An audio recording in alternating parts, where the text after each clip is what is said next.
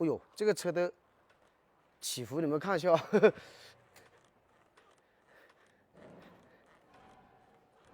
这是在震什么呢？什么车什么震啊？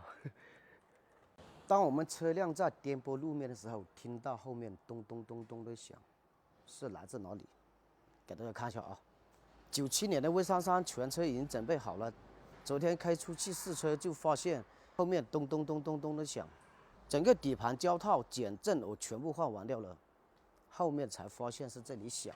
我们打开后尾门，检查我们的铰链。我们要怎么去检查呢？用手抬住后尾门下端的这里啊，这样子往上面抬。你们看一下，你们看一下铰链啊，就是这个响声了。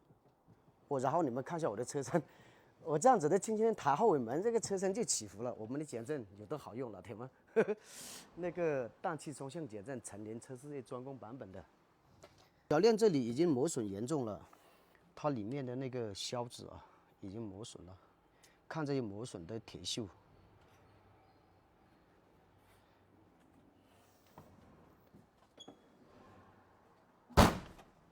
包括这个手块，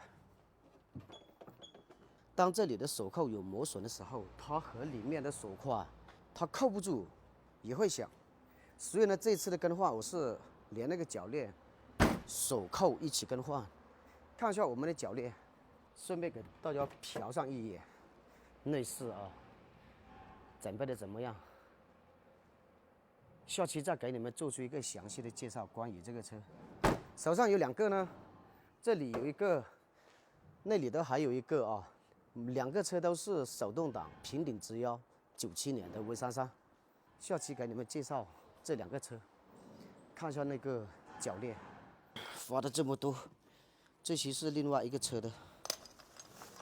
后尾门铰链就是这个了，上下它有2个，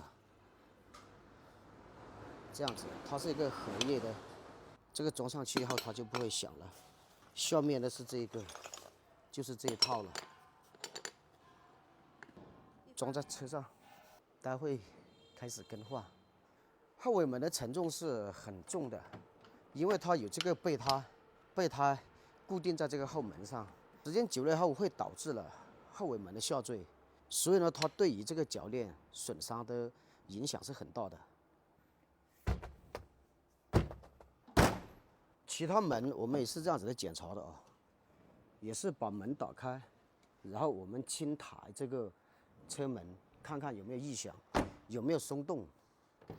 每一道门都这样子，像这种的话，你这样子，哎呦，这个车的起伏你们看一下，